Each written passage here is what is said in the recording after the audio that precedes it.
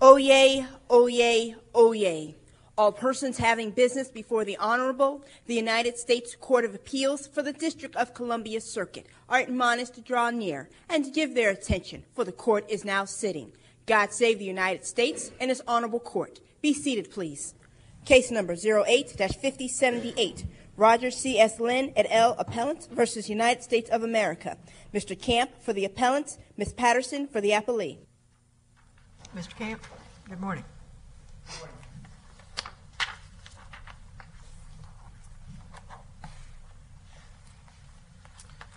May it please the court, I am Charles Camp on behalf of plaintiffs' appellants. This is a treaty interpretation case. We're asking the district court to interpret the San Francisco Peace Treaty and determine whether the plaintiffs have any rights under the U.S. Constitution. Well, that's one of the issues before us, isn't it? Whether it's a treaty interpretation case or some other case. Doesn't your claim turn on whether the United States exercises some form of sovereignty over Taiwan? Isn't that the gravamen of your argument? The court would have to examine sovereignty but not determine sovereignty. For example, in the Bedouin case, they looked at the fact, the Supreme Court looked at the fact that Cuba exercises. You mean the Boumediene case? I'm sorry. Yes, I'm sorry. Okay.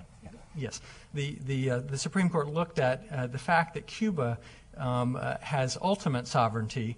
That was their words, over Guantanamo Bay, but the U.S. exercises complete control. And so they examined sovereignty to determine what constitutional rights the people at Guantanamo Bay have. Your claim is that the United States exercises sovereignty over Taiwan. Well, it is under the San Francisco Peace Treaty. It says that the United States is the principal occupying force over Taiwan. And so the question then is, what rights, if any, do my clients have and they have under the Constitution? They have no rights unless the United States exercises sovereignty over Taiwan, right? They have to look at sovereignty, but they don't determine sovereignty. You know, do your clients have any rights if the United States has no sovereignty over Taiwan? If the U.S. is not the principal occupier. No, I'm using the word sovereignty. That's the word. Answer my question. Sovereignty. If the United States exercises no sovereignty over Taiwan, do your clients have any claims, any rights? If they control it, for example, in Cuba, in Guantanamo Bay, the U.S. controls Guantanamo Bay. I don't know if that means they have sovereignty or not, but they control it.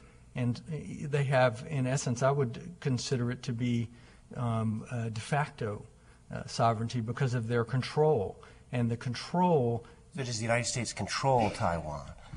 They don't control it. They have, our position is they have sovereignty de jure as a matter of law under the San Francisco Peace Treaty because they are the principal occupier. Which branch of government does the Constitution give the power to determine who's sovereign over land? There's no determination of sovereignty that's necessary. It's the fact. You just said they have sovereignty de jure. Yes, and that's which branch of government decides who has sovereignty de jure over land? The U.S.'s relationship with Taiwan is set forth in the treaty. That's been decided as a political matter. That's not my question. Years ago. I'm asking you about a more general principle, the principles of law by which we have to decide this case. Which branch of government determines who has sovereignty de jure over a piece of land? Well, it is for the political branches to determine who has sovereignty, but we're not asking for a determination of sovereignty. No, there's an examination of sovereignty. I want to stay away. I'm asking questions about principles. We'll get to your case. Okay. But it is for the political branches to decide who has sovereignty de jure over a piece of land, right? Well, it's already been determined, and the treaty is our position. Yeah, I understand that's your position, but it's for the political branches to make the determination who has sovereignty de jure, right? And you say that the treaties here have made it. It's already been decided. Yes, correct. And so, therefore, the question is, as a matter of, it is for the courts to decide well, because the U.S. is the principal occupying force over Taiwan, it is therefore for the courts to determine what rights do people living there have under the Constitution. Courts decide what the laws are. Courts decide. In the red brief at page 3, the government says, in 1954, the United States and the Republic of China signed a mutual defense treaty wherein the United States recognized the Republic of China as the government of China and recognized Taiwan to be among its territories. Is that accurate or not? No, that's not accurate. It's not. What's wrong with that? That was for a very limited purpose there. The legislative history for the Mutual Defense Treaty, which is cited in my reply brief, makes clear that the Mutual Defense Treaty made no change whatsoever in who has sovereignty over Taiwan. The Republic of China oversees Taiwan. But the United States recognized the Republic of China as a government, right? Well, the Republic of China oversees it administratively. That's what the legislative history makes clear, is that it is an administrative overseeing of Taiwan that the Republic of China does. Does the Republic of China issue passports to its citizens? It issues passports, but those are not recognized by a lot of places because a lot of places don't. The Republic of China itself issues passports for its citizens. That's my understanding. Is there any passport that's issued by the Taiwanese government? I know this case involves the plaintiffs seeking U.S. passports. Yes, they would like non-U.S. citizen passports. What type of identification or what do they travel on now? They get a travel document, but it's not recognized by countries that don't recognize Taiwan. It's a discretionary matter. That is a problem that the people from Taiwan have, is they can't go to countries that don't recognize their travel documents. It's like showing up with a passport issued by Maryland. You know, they just go, well, what's this? This is not a country. Does the Taiwanese government issue these travel documents? Yes. Okay. Assuming that you're right, you agree that the political branches decide this question of sovereignty, and you think that we did that in the Treaty of San Francisco. Yes. But there have been other actions by the political branches, namely the executive, which have articulated this idea of strategic ambiguity. Can the court simply ignore those later actions? None of those later actions changed the treaty, and there have been no later treaties to amend. It was left as who owns Taiwan was left purposefully as an open question when they signed the San Francisco Peace Treaty. Included in the appendix are documents pertaining to the negotiation of the San Francisco Peace Treaty, and it's very clear that it was left open because they wanted the option to decide what happened to Taiwan at a later time. There was no agreement that could be reached among the Allied forces in Japan as to who gets Taiwan, and that question is still open, and the executive cannot issue something that modifies a treaty.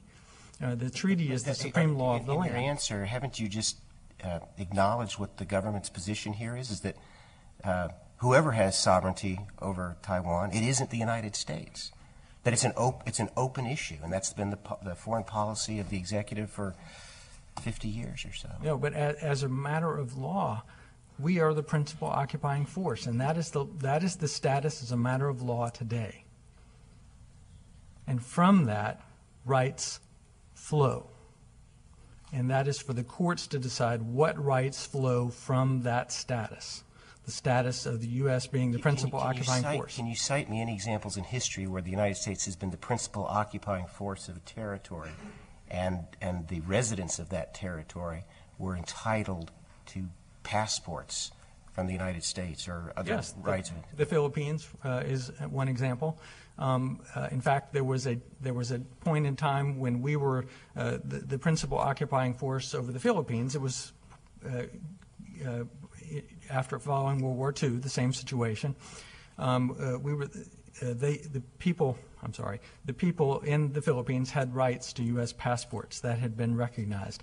So they had passports, and then there was a time when we were turning over the sovereignty for the Philippines to its own people, to its own government.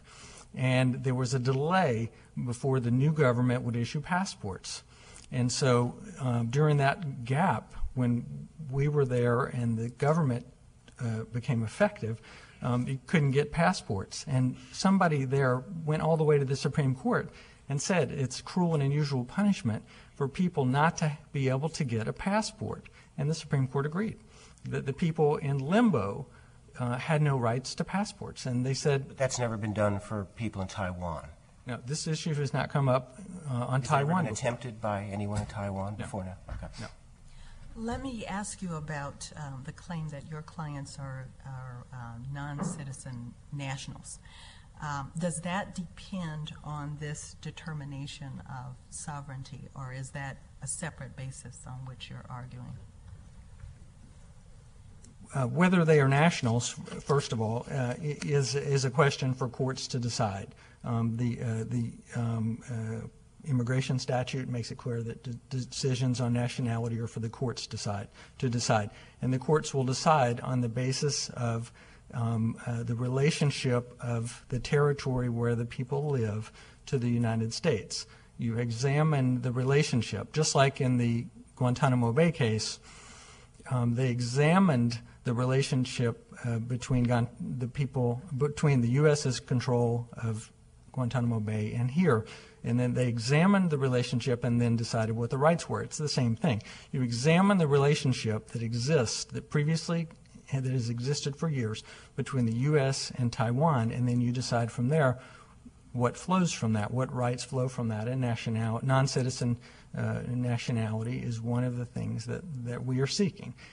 I guess my specific question is, are you focusing on this idea of permanent allegiance to the United States, which courts have generally rejected, or are you making a different argument? Yes, it is for courts to decide, just one point, it is for courts to decide whether there's this permanent allegiance. That's a judicial decision and not an executive or political decision. You have to look, it's just what is the legal relationship? What is the relationship between the U.S. and Taiwan? And that is set forth in the San Francisco Peace Treaty. And then from that, you decide what rights they have. Are they nationals or not? But that's a substantive issue that, we basically want our day in court on. This was not a political question. We don't believe this is a political question case, and we want our day in court. That's obviously why we're appealing. We don't think the political question doctrine applies. There's not a single case that the government cites that says that the political question doctrine has ever prohibited a court from interpreting a treaty or determining the existence of constitutional rights. In fact, the government's own brief says that all the cases we've cited in our briefs, in the appellant's briefs, are inapposite, it says, because all the cases involve judicial interpretation of statutes or treaties. Well, that's precisely correct. All of our cases do involve the interpretation of a statute or a treaty and the determination of the constitutional rights. You are not arguing that Boumediene actually does away with the political question doctrine. You are just arguing that it doesn't apply in this circumstance. I'm arguing that in that case, the courts looked at the relationship between the U.S. and Guantanamo Bay. They examined the sovereignty, basically, the control. What was the situation? In Downs versus Bidwell in 1901, the Supreme Court said that the determination of what particular provision of the Constitution is applicable in all cases involves an inquiry into the situation of the territory and its relationship to the United States. And that was a case relied on in the Guantanamo Bay case, in the Bedouin case. You can examine the situation. That we are reluctant followers of Boumediene, so we don't get a whole lot of warm fuzzies. Okay, well, but we are followers of Boumediene. Yes, but so I'm not asking, there's no determination of sovereignty we're asking for. We're only asking that you examine the situation as was done in the Bedouin case and as was done in 1901. Now, if we were to find that later executive action somehow altered the San Francisco peace treaty. Your case really turns on the San Francisco peace treaty being governing law today, right? That's if the San Francisco peace treaty doesn't exist in its current form, then we're done. But the treaties are supreme law of the land and can't be changed except by another treaty. Or we can withdraw. Wouldn't you acknowledge that the executive has taken, since the treaty, positions that are contrary to yours? I mean, the executive has taken the position that the United States does not exercise sovereignty or control over Taiwan. It hasn't actually done that. It has basically said we are not changing. To the State Department to hear they haven't done that. No, they have never said we are no longer the principal occupying force of Taiwan. I mean, they have never been. If they have specifically intended to say we are no longer the principal occupying force of Taiwan, they have never used those words. There's never any document that they have ever, that the executive or the legislative branch has ever said, we are no longer the principal occupying force of Taiwan. And there have been no decisions by the executive branch or Congress that people in Taiwan are not nationals. This is just an area that hasn't been decided. Let me ask you about the Treaty of Taipei, which was between China and the Republic of China and Japan, and at least in that treaty, the Republic of China said in Article 10 that the inhabitants and former inhabitants of Taiwan and the pescadores are nationals of the Republic of China. Now, what do we do about that treaty if we say, well, there are U.S. nationals as well, or what? I mean, what do we give that? What weight do we give that treaty? Where the Republic of China has, and probably in other places too, I don't know, but declared the people of Taiwan to be nationals of the Republic of China. Well, I'll admit I have not ever read those words in that treaty that indicate that the people of Taiwan are nationals, that it's agreed that they are nationals of the Republic of China. What it says in Article 10 is nationals of the Republic of China shall be deemed to include all the inhabitants and former inhabitants of Taiwan, Formosa, and Penghu, the pescadores, and their descendants. That doesn't change our treaty that says that we are the principal occupying force of Taiwan. Well, it may not change the treaty, but I think it would be. I think that would be, frankly, I think that would be a political decision to decide what effect does that treaty have on our government. But I guess courts certainly are charged with interpreting treaties, so that you could argue that either way. But I'm unaware. Let me ask you, if as I understand your argument, you're relying on the phrase in the treaty, principal occupying power, right? The United States is principal occupying power. And you're saying that from that language flows rights to citizens of Taiwan. What are the limits of those rights? Do they receive all the constitutional rights of a citizen of the United States? Well, there are the insular cases back from the turn of the century, 1900, dealt with the issue of what rights apply. In fact, in that case, I've got it right here, the question was, in Downs v. Bidwell, again, it says the determination of what particular provision of the Constitution is applicable involves an inquiry. Okay, the real issue in the insular cases was not whether the Constitution extended to the Philippines or Puerto Rico. You had asked for other examples, Philippines, when we went there, but which of its provisions were applicable? Well, right now you're asking for passport rights, right? But under the force of your reasoning, do habeas corpus extend there? I mean, you've been talking about the Boonadine case. The cases say fundamental personal rights declared in the Constitution. That's what the cases support. That's Torres versus Puerto Rico, and in that's what the Balzac case case. supports. fundamental personal What are rights. some of the fundamental rights, American constitutional rights, that citizens of Taiwan are entitled to under your reasoning? You're saying get a passport, that's one of them. Sure. Well, it's in the declarations that I sought, which are in the complaint. The first two declarations have to do with declaring that they are non-citizen nationals. The other ones are that they have the Fifth Amendment right against life, liberty, and property without due process of law. The 14th Amendment, same thing. Fifth Amendment, right to travel without due process of law, which requires notice and hearing. In other words, have right to a passport. The Supreme Court held that it's cruel and unusual punishment to not allow somebody to have a passport. Your argument is ever since the San Francisco Peace Treaty, citizens of Taiwan have been entitled to these The fundamental personal rights under the Constitution, correct, as well as the 8th, 14th, and the First Amendment right to petition the government for redress. So, but those are substantive questions. So for citizens of Taiwan who have a complaint under the First Amendment, who would they bring that against? Would they bring that against the Republic of China? Would they bring that against the United States? The United States. The United States. If they have fundamental rights. So all the government actors in Taiwan right now are agents of the United States?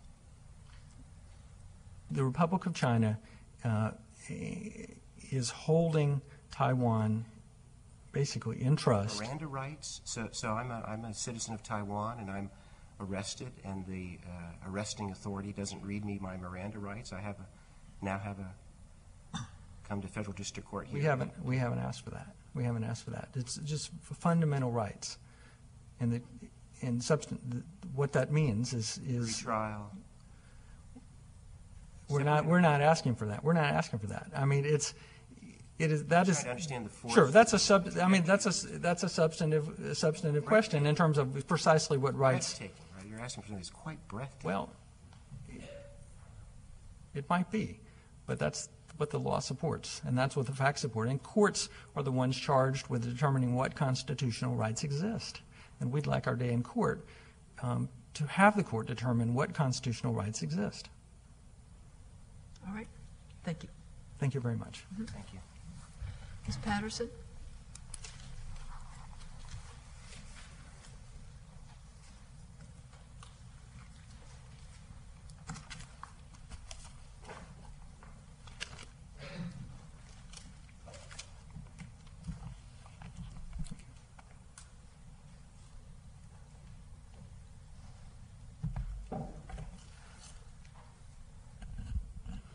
May it please the Court, Melissa Patterson on behalf of the United States.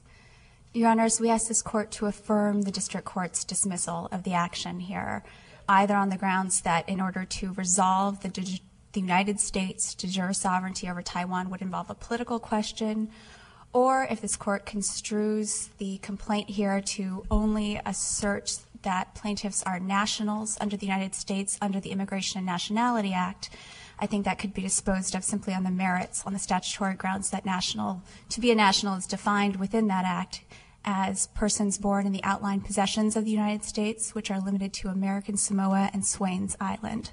What is the government's position about the status of the San Francisco Peace Treaty, particularly the language that the United States is the principal occupying power? Is that good law? I believe the treaty is in effect. We have not taken a position on whether or not the United States is in fact the principal occupying, or I'm sorry, the United States is not, let me be clear, the United States is not the principal occupying power over Taiwan. What has changed? Because that's the language of the treaty, right? Yes, but I think there have been several pertinent changes if this Court is looking at de jure sovereignty. First of all, there was the 1954 Mutual Defense Treaty, in which the United States recognized Taiwan to be among the Republic of China's territories. In 1972, we began talks with the People's Republic of China. In 1978, President Carter announced that as of January 1st, 1979, we would be discontinuing diplomatic relations with the Republic of China and opening up relations with the People's Republic of China. But how is that inconsistent with the language of principal occupying power? Perhaps the 1954 Mutual Defense Treaty is recognizing a government in the Republic of China. Certainly, Your Honor. But are there any other examples? Or is that sufficient? I think that's sufficient, Your Honor. Again, we haven't offered up an interpretation of the San Francisco Peace Treaty because we don't think it's relevant here. What plaintiffs are arguing is that the San Francisco Peace Treaty makes the United States the principal occupying power, and then they take an inferential leap to say that means that the United States is the de jure sovereign, and then there's another leap to de jure sovereignty means that they are nationals. What does that language mean, though? I mean, it means something. The principal occupying power? Yeah. I believe that refers to the fact that at the time the United States signed that treaty, it was the principal occupying power of Japan. I'm a little hesitant to offer the United States definitive construction of that treaty because, again, we just don't think it's relevant here. Plaintiffs are claiming that they have rights that stem not simply under that treaty, but from the fact that that treaty makes the United States the de jure sovereign over Taiwan. And the United States has made it very, very clear that whoever the de jure sovereign of Taiwan is, it is not the United States. Moreover, all of plaintiffs' claims are based on... Can the United States, if in fact the treaty, the language of the treaty creates the United States as the de jure sovereign, can the United States walk away from that treaty obligation? Certainly, Your Honor, I think that any questions about who the de jure sovereign is over a territory are entirely within the province of the political branches. If a treaty has established that the United States is the de jure sovereign, I believe can the executive unilaterally change that? I'm a little shaky in my recollection of Goldwater v. Carter, but I believe that the president can. The answer is no. Okay. But so I don't believe there's anything in that treaty that would establish the United States as the de jure sovereign. And I think that the extent to which you need to look at that treaty here is somewhat informed by this court's statements about how you go about examining a political question. And this court in the Bancool decision clearly, and quoting Baker, said you need to... What's different here is if the language of the treaty supports what counsel said. If in fact the language principal occupying power means that the United States is the de jure sovereign, you're in trouble. Well, let me offer up the United States position that that is not what that treaty means. Whatever else it may mean, it does not mean that the United States is the de jure sovereign over Taiwan. And I think in resolving this question, this court should look to perform that discriminating analysis of the particular question posed here. And the particular question posed here is not whether or not the United States is the principal occupying power, but whether or not plaintiffs are nationals of the United States, and further, whether or not the United States is the de jure sovereign over Taiwan. And on both of those questions, plaintiffs' claims fail. If the United States is the de jure sovereign over Taiwan, would they be nationals? Not necessarily, Your Honor. So it's possible that those questions are actually separate. Yes, Your Honor. And as we... Why is that? I don't because national is a statutory term defined in the Immigration and Nationality Act. America, Samoa, and Swains Island. That's exactly, Your Honor. And I suppose that plaintiffs are alleging that there is some non-statutory route to national status, and I think that there's a pretty solid wall of precedent. All 8 circuit courts to have examined whether or not you can become a national within the meaning of the Immigration Act by any non-statutory routes they've clearly said you cannot. What but right? Was that still true after Boumediene? I think what Mr. Camp is arguing is that if de facto sovereignty is enough, then if they have a claim of de jure sovereignty, they're actually in a stronger position. I think that's simply not true, Your Honor. All of the cases, Boumediene and the Insular cases, the Supreme Court made it clear that what they were examining there was the United States' objective degree of control, or perhaps de facto sovereignty. And the Boumediene decision explicitly noted the same language that the district court here noted from Vermillion Brown. They declined to question the government's assertion that the United States was not the de jure sovereign over Guantanamo Bay, just as this court should decline to question the executive's assertion that the United States is not the de jure sovereign over Taiwan. So, and all of the plaintiffs' claims here rest on an assertion of de jure sovereignty. They are not asserting, nor could they assert, that the United States exercises any actual control over Taiwan. Doesn't that lead us to a sort of odd result, that de facto sovereignty is more powerful than de jure sovereignty, if that's what exists here? That may be odd, but that's what the Supreme Court said. And actually, I think there's a good reason for that, Your Honor. In the insular cases, or at least in the Boumediene decision discussing the insular cases, the court said the issue there wasn't necessarily about the de jure reach of the Constitution over a particular territory. It was what limitations inhere in the United States' actual exercise of power over people, so that the constitutional limitations follow an actual exercise of power as opposed to a paper trail. What rights would come to someone who couldn't meet the statutory requirement for being a national, but live in a territory over which the United States exercises de jure sovereignty? I don't know that that question's ever been presented, because the idea I don't think it's ever been explored if the United States holds simply de jure sovereignty but doesn't exercise any actual control. I don't know what rights would be there. What about then de facto sovereignty? I'm just wondering, other than the statutory right to claim national, which you say precludes, are there any other rights that they would have, that someone would have? If the United States were exercising, I think your question is de facto. Yeah, I think the insular cases did discuss what various rights would attend the United States exercise of actual power, of their objective degree of control. And the court noted there that it's a highly case-specific type of analysis that depends on the United States' particular relationship. And I think in some of those insular cases, the court indicated that the stronger the ties, the more the control the United States had over the area, that could change the shape of the constitutional limitations that went with the exercise of that power. So I can't offer you up a general laundry list of rights that might go along with an exercise of de facto power. They don't include the right to a passport? I don't think they would include the right to the passport, certainly, Your Honor. If there are no further questions from the court, the government will rest.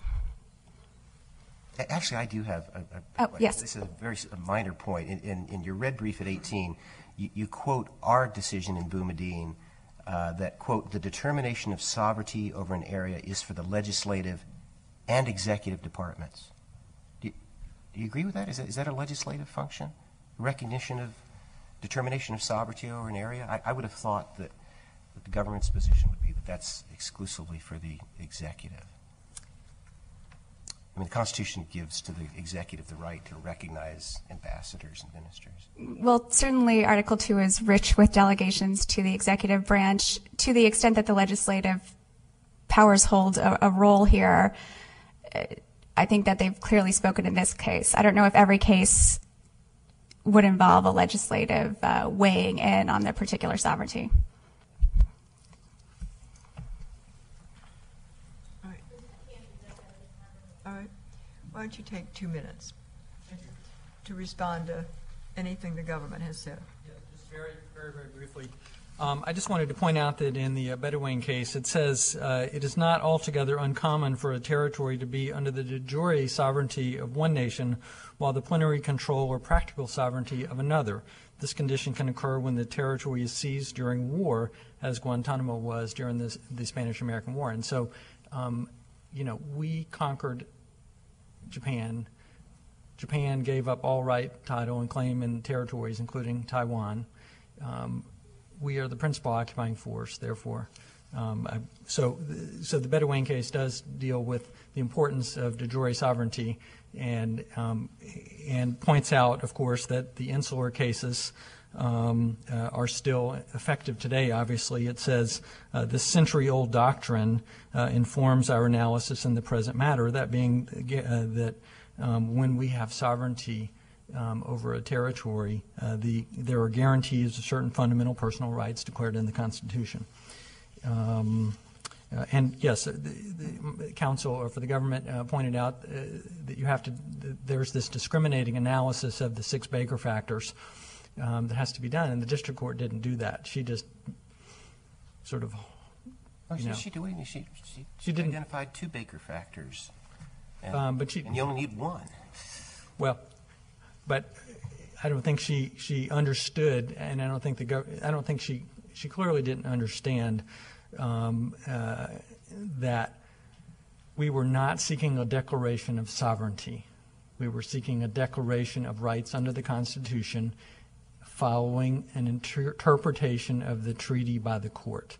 So the court just sort of stepped off on the wrong foot, and then if you assume that we were seeking to have a court decide who owns Taiwan, then the political question cases would apply and she would be right and the government would be right. But that's not what we're seeking. We're not asking the court to decide who owns Taiwan. We're asking the court to determine, based on the language of the treaty, what are the rights, the fundamental constitutional rights Because your argument is that the treaty makes clear that the United States is the principal occupying force. And that with that comes the power to the right to have a passport. Correct. And just one other indicia of citizenship, right? Protection of the U.S. Constitution. Yeah, certain fundamental rights to be determined. And I just wanted to point out, if I may, just one more minute or less, whether my clients owe permanent allegiance to the U.S. for purposes of determining whether or not they qualify as nationals is a question to be decided by federal courts. Congress, in the Immigration Act, has not provided any explicit guidance as to the circumstances under which a person owes permanent allegiance to the U.S. This is from a Fourth Circuit case, 2006, Dragients versus Gonzalez, and there are other similar cases. It is for the courts to decide nationality and for the courts to determine permanent allegiance. And there's nothing there that says that you have to go through the statute. I think it's an open question. All right. Thank you very much.